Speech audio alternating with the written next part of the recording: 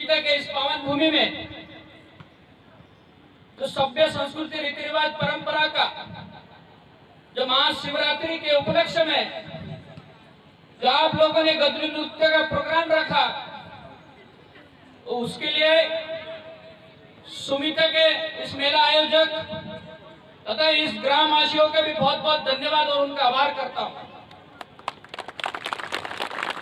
क्योंकि हमारी संस्कृति, हमारा रीति रिवाज, हमारा परंपरा ही हमारी पहचान है। आज आप देख रहे होंगे इस मंच पे सिर्फ मात्र कितनी टीम है भैया? तीन टीम। गदली सुसुन का सिर्फ और सिर्फ मात्र 3 टीम है। मेलघाट 365 गांव में बसा हुआ है और पूरे 300 गांव में 365 गांव में 90% कोरकू समाज के लोग, गौंड समाज के लोग निवास करते हैं। तो हम तो ये चाहते 365 गांव से 365 टीम यहाँ पे आना चाहिए था, पर नहीं आए। तो इसका जिम्मेदार हम तमाम सब लोग हैं, क्योंकि हम हमारी संस्कृति रीति रिवाज परंपरा को छोड़ रहे हैं। और हमारा संस्कृति रीति रिवाज परंपरा को हम जैसा जैसा छोड़ते जाओगे या लुप्त होते जाएंगे या हम गदरी सुसुन करना छोड़ देंगे, तो आने वाले समय में, आने वाले वक्त में आप लोगों की इस देश में कोई पहचान नहीं रहेगा। जो आज आपका बच्चा, आज हमारा परिवार का, हमारा कुटुंब का, हमारा क्षेत्र का, हमारा गांव का जो भी नौकरी में लग रहा है, जो भी लोग पंचायत समिति, ग्राम पंचायत, जिला परिषद, आमदार चुनाव का चुनाव लड़ रहे, एक ना एक दिन ये रिजर्वेशन भी आपका खत्म हो जाएगा, क्योंकि आपकी संस्कृति रीति रिवाज परंपरा अगर नहीं रहेगा। आप देख रहे होंगे कि कई जिलों में, राज्य में, देशों में कई लोग आदिवासी समाज में आना चाहते, वो उनका आरक्षण का लाभ उठाना चाहते, लेकिन हम इस मंच के माध्यम से बता देना चाहते, क्योंकि आदिवासी समाज में किसी समाज का घुसना इतनी आसान नहीं है मेरे भाई। क्योंकि माननीय सुप्रीम कोर्ट ने और बाबा साहेब भीमराव अंबेडकर के द्वारा जो संविधान बनाया, उसमें स्पष्ट कहा कि भाई जिनकी संस्कृति है, जिनकी बोली भाषा है, जिनकी रीति रिवाज है, जिनकी अलग पहचान है, वही इस देश का आदिवासी है, वही इस देश का मूल निवासी है। क्योंकि राजकीय दबाव निर्माण करके या रैलियां, मोर्चे करके आदिवासी का आरक्षण नहीं मिलेगा। उसके लिए अपनी अलग से अपनी खुद की पहचान होना जरूरी है। और इस पहचान को अगर हमें जिंदा रखना है, इस संस्कृति को जिंदा रखना है, इस परंपरा को जिंदा रखना है, तो इस भूमि में आपको शपथ लेना पड़ेगा कि जिस तरह से हमारे बीच में नन्हे मुन्ने लड़कियां, लड़के, बड़े बुजुर्ग गदली कर रहे, इसी तरह हर गांव में होना चाहिए। आप देखते होते कि पहले हमारे गांव में, हमारे क्षेत्र में कोई भी संस्कृति रीति रिवाज या हमारे गांव में किसी भी हमारा कार्यक्रम होता था, दीवार होता था, तो तब हम हमारे संस्कृति रीति रिवाज परंपरा के साथ ही करता था। आज गांव में एक ऐसी स्थिति हुई कि ढोल बजाने वाले मिल जाता, पर बांसुरी बजाने वाला नहीं रहता। और कहीं पे ढोल और बांसुरी वाले तो मिल जाता है, लेकिन लड़के लड़कियां गदली करने में शर्म करता, नहीं करते। कुछ लोग कितने बहादुर हो गए, हमारे बीच में जन्म लिए, हमारे क्षेत्र में जन्म लिए, और वो कोरकू बोली भाषा बोलने में भी शर्मा रहे। अब ये तलन कई कोरकू नौकरी नहीं हुआ, आए अभी इन भी क्षेत्र में चलू गए कि भाई तारे पोरे ब्याड एंड कतड्या डायना बाडोन डिक्सलाटन हिंदी मंडी भाई इधर आ, इकडे तिकडे जा, इधर आ, उधर जा। लेकिन जे के निबन मंडी किंगन हजे डिगन से ने बेटा बाजू में जाकर तुनी का कोरो बाजू में जाबा हाको करे कोरकुटे इंगन हजे जा, इंगन डिगन से ने जबको कासु टी माए डी दरे डी उरा का किमिन मंडे पे ये कोनकुलेटन कोरकु मंडी बकी हिंदी मंडे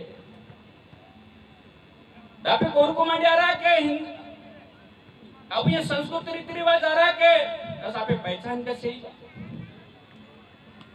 क्योंकि अगर अभी भाषा का अगर लुप्त है, अभी संस्कृति को लुप्त है, तो आदिवासी लेकिन आज टिफिन बंद है। कई कई कोरकोने भैया टिफिन जेन के उरा अगर तारे टुनी के तारे काकड़ा का उठ जेन तासुटी दूसरा के मांडी बगी आदिवासी खन बंडू को इन्हीं जंगली खन डुगुला। और प्रशासन के बारे में भी बोलना जरूरी है, क्योंकि आप जानते हो कि हमारा देश आजाद हो के 75 साल पूरा हो गए।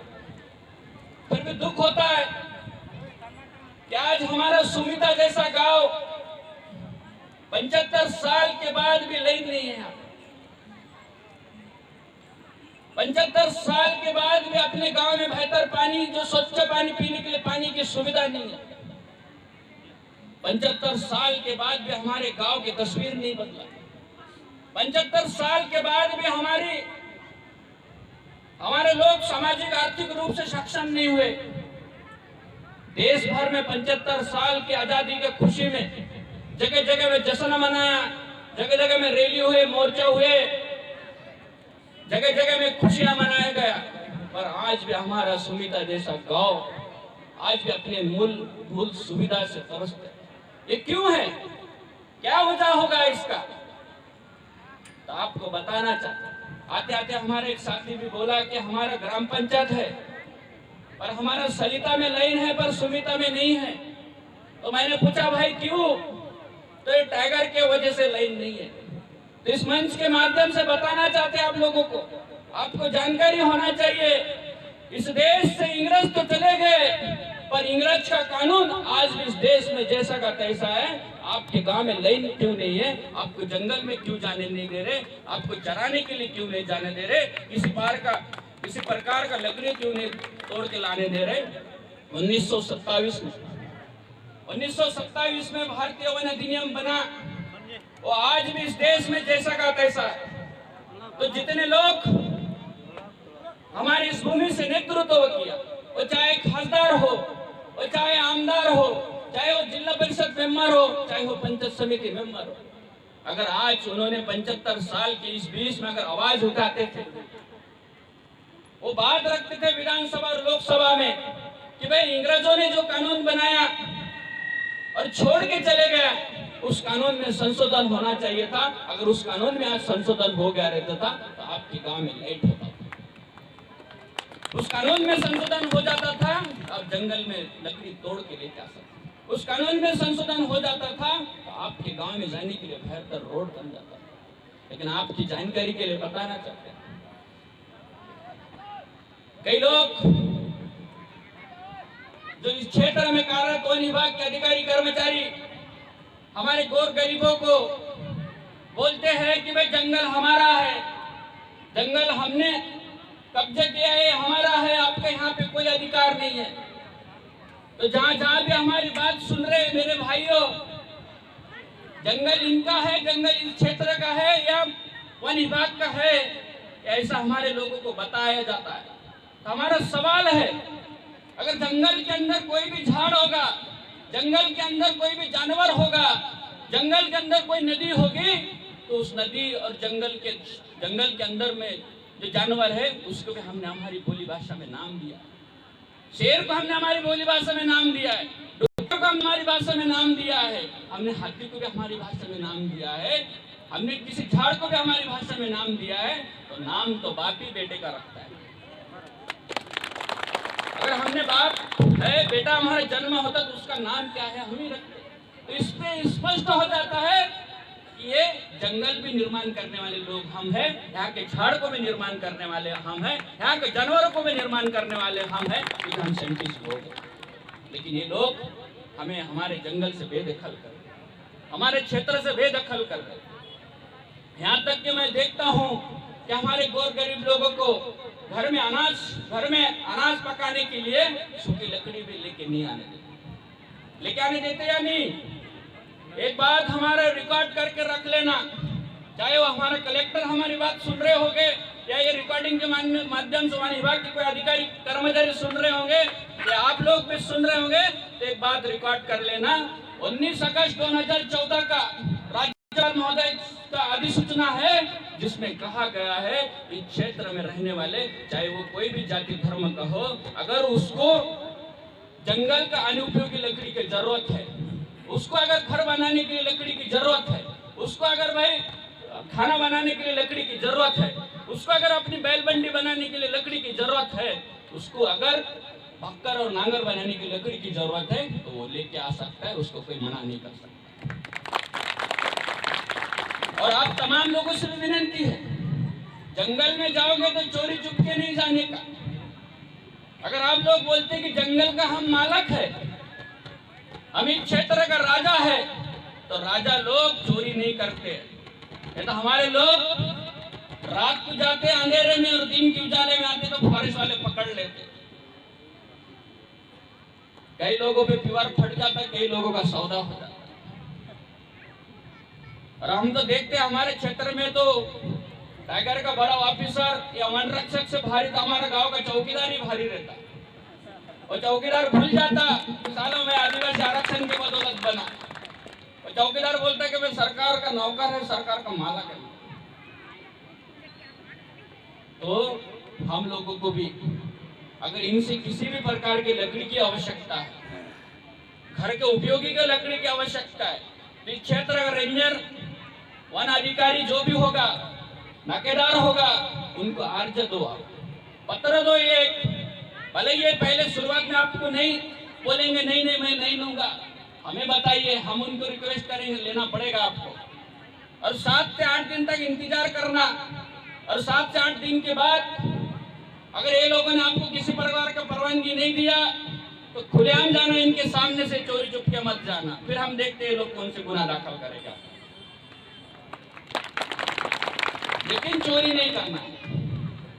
और आप झाड़ को तोड़ते हैं तो झाड़ भी लगाना पड़ेगा आप लोगों को, क्योंकि झाड़ को भी बचाना हमारी जिम्मेदारी है।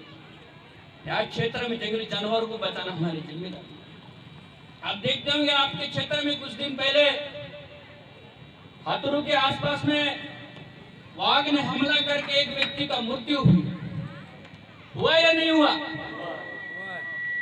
और अगर गलती से आपके खेत के अंदर वन विभाग का कोई जंगली जानवर का अगर मृत्यु हो जाता था या आप लोग गलती से मार देते थे, तो जिसके खेत में मरता था, जिस गांव में मरता था, उस गांव के आधे लोग जेल में रहते थे,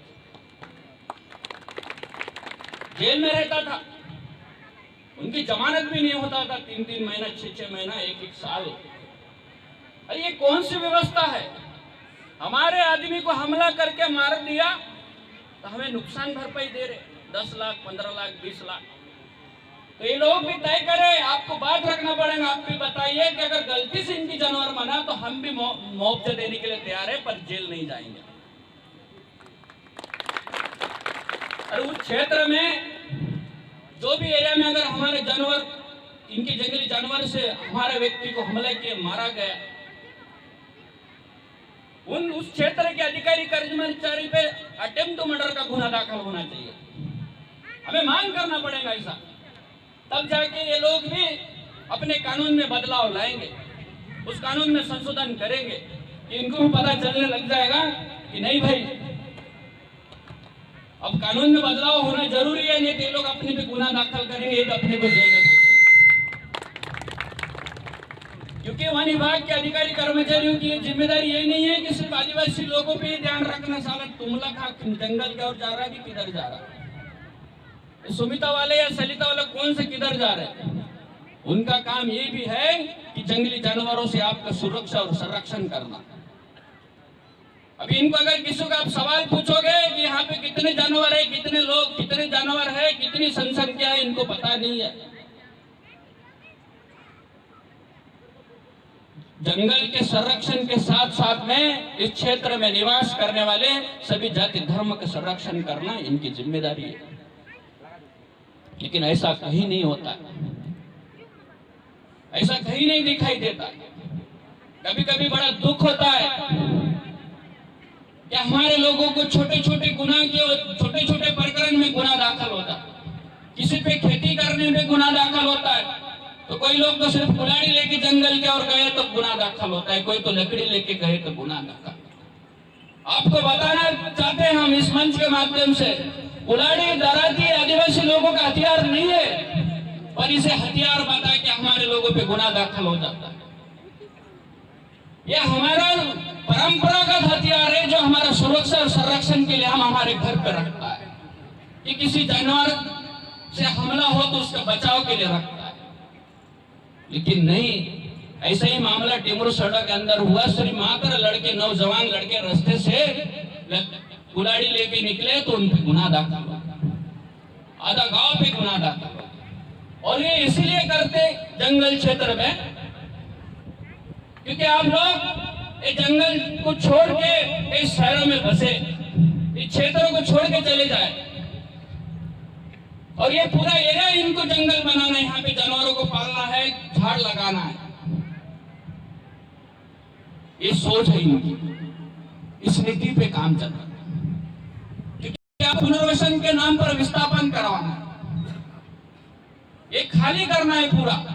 और आप लोग भी कई गांव ऐसे मेलघाट का उठ रहे, और आपको भी उठाएंगे कुछ दिन में, क्योंकि इसी के लिए लाइन नहीं आ रहे यहाँ पे, इसी के लिए रोड नहीं बन रही, क्योंकि आप तरस हो जाओगे, साले यहाँ लाइन नहीं, बिजली नहीं, कुछ भी नहीं, ना पानी है ना रोड है, तो चलो एक दिन उठ के चले जाओ। लेकिन आप यहाँ को छोड़ के चले गए, इस क्षेत्र से चले गए, तो यही सरकार चाहे किसी के भी गवर्नमेंट आए, 10 से 15 साल के बाद आप जो भी लोग यहाँ से उठे, कोरकू हो, गोंड हो, बलाई हो, गौलान हो, जो भी हो, इनमें समिति बनाएंगे लोग और पता लगाएंगे कि सच में आदिवासी लोग हैं, सच में ये गोली लोग हैं कि गोंड लोग हैं कि पारधी लोग हैं। तो 10 से 15 साल के बाद सिद्ध हो जाएंगे कि आप ना गोंड है, ना कोरकू है, ना गोली है, ना कुछ नहीं। क्योंकि यहाँ से जाने के बाद आप इस तरह से नाचोगे, गाओगे नहीं। यहाँ से जाने के बाद आपकी संस्कृति, रीति रिवाज, परंपरा रहेगा नहीं। यहाँ से जाने के बाद आपकी जितने भी जो परंपरा है वो रहेगा नहीं। आपका सब संस्कृति, रीति रिवाज, परंपरा ही खत्म हो गया, तो आपको कौन आदिवासी बोलोगे? आज तो आपका बच्चा पैसा कानून के तहत में नौकरी लग रहे, आज आपको अनाधिकार कानून के तहत में जंगल के जो जंगल क्षेत्र में जो जमीन जोत रहे हो आपका नाम पे आ रहे, लेकिन एक दिन ऐसा होगा कि जो आपके पास में 7 तक के रिजर्वेशन है वो भी खत्म हो जाएगा। इसी की रणनीति चालू, और सिर्फ मात्र हम लोगों को 10-10, 20-20 लाख रुपए दे के यहाँ से उठा रहे। और आपको बड़ी बात बताता हूं मैं कि जो मरा है अभी आपका हथरू में, जो पुनर्वसन में जाता है उसको भी 10 से 15 लाख का मुआवजा, और जो शेर का हमले से मरता है उसको भी 10 से 15 लाख रुपए का मुआवजा।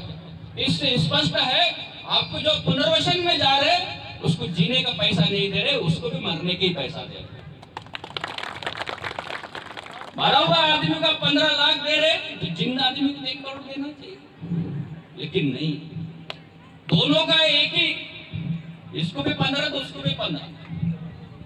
और आपसे तो विनती है,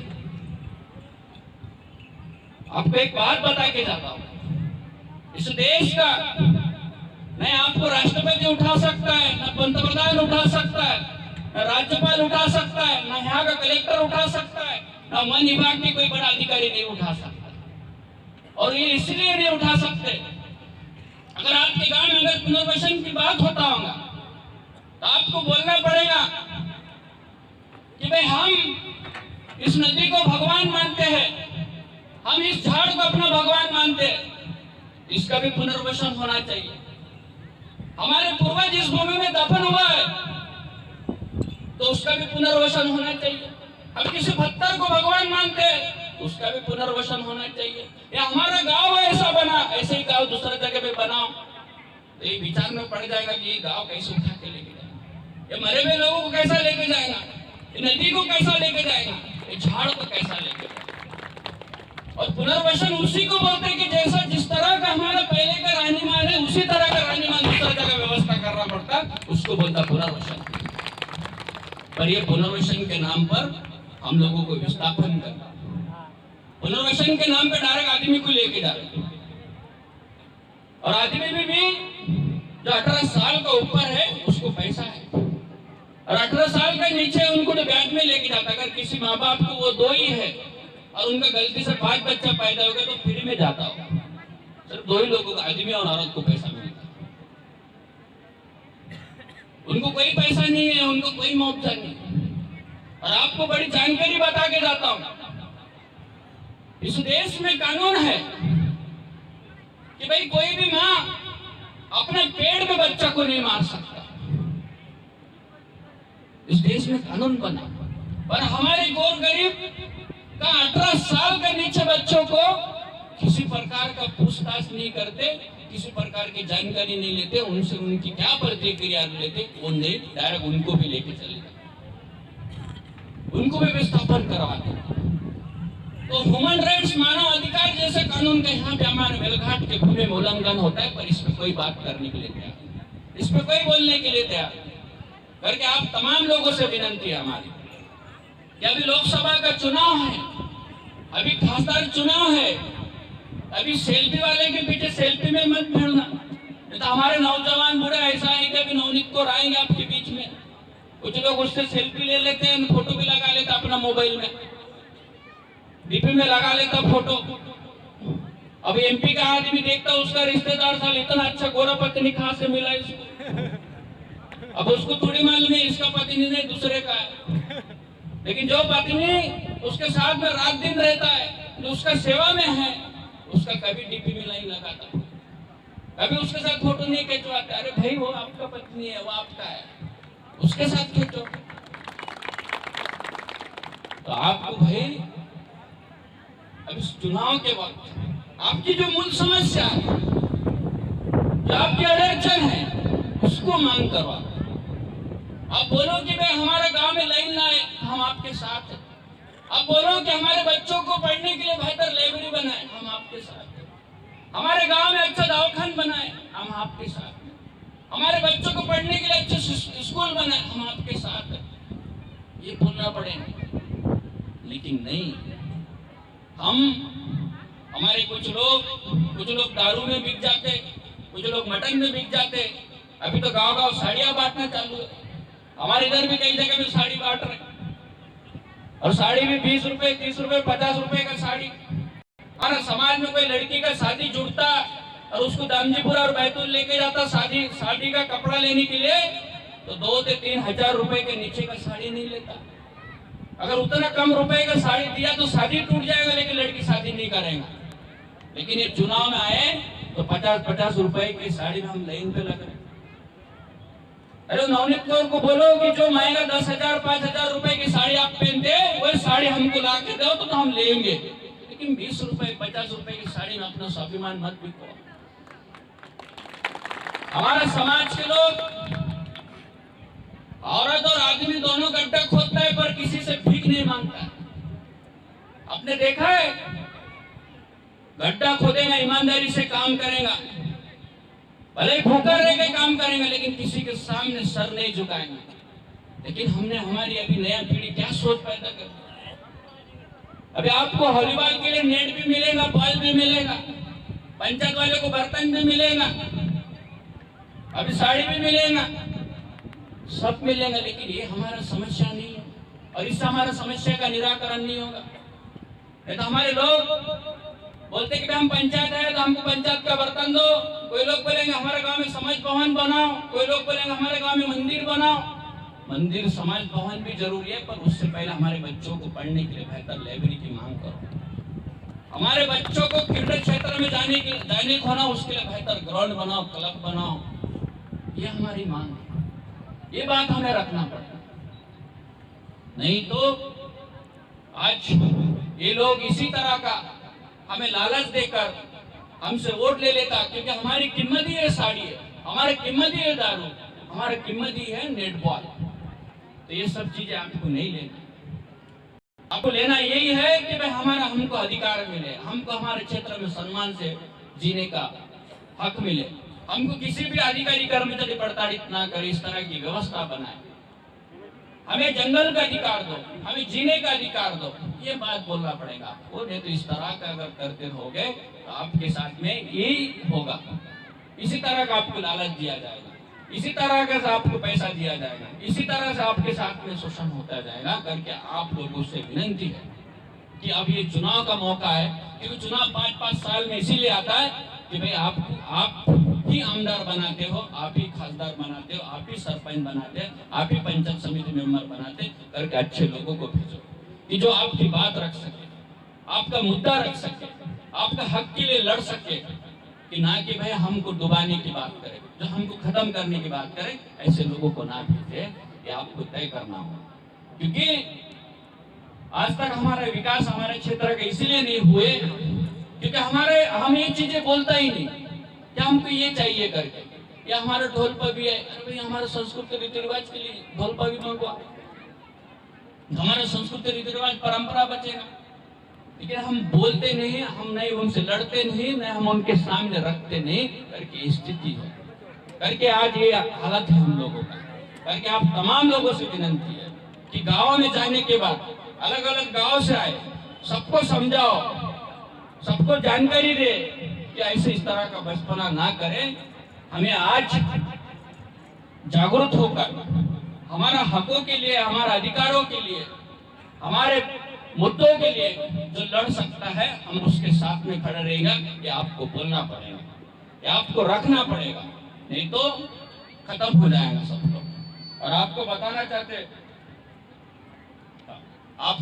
चाहते कि कुछ लोग को लगता है कि भैया भाइयों लोगों को साड़ी दे दिया तो ये तो वोट दे देगा। लेकिन हमारा समाज एक ऐसा है कि भाई पत्नी आदमी से पूछ के ही जाता है कि किसको वोट देना है। अब आदमी उनको तो कुछ नहीं मिला हो तो बोलेगा मत देना है साड़ी वालों को। ये सोच के लोग हैं, क्योंकि भले ही एमपी में हो गया होगा गड़बड़ कि भाइयों ने बिगड़ पूछे ही दे दिया होगा, लेकिन मेलघाट ऐसा क्षेत्र नहीं है। पत्नी जब घर से निकलता है तो आदमी को पूछता है कि किधर बटन दबाओ। इनको लगता होगा कि इनको साड़ी दे दिया तो भाई बटन अपने ही तरफ दबेगा। नहीं भाई, इनका बटन तो इधर है, क्योंकि हमारे समाज में महिला पुरुष दोनों एक दूसरे से सलाह मशवरा करता है। चाहे वो वोट का हो, चाहे वो घर का काम हो, चाहे वो खेत का काम हो, करके भले ही मूल्य शिक्षण में स्त्री पुरुष समानता ये बाद में आया होगा, लेकिन हमारे समाज में, हमारे क्षेत्र में स्त्री पुरुष का समानता हमारे पूर्वजों से है, हमारे विचारों से है। इतना बोल के अपनी यहाँ पे 2 शब्द समाप्त करता हूँ।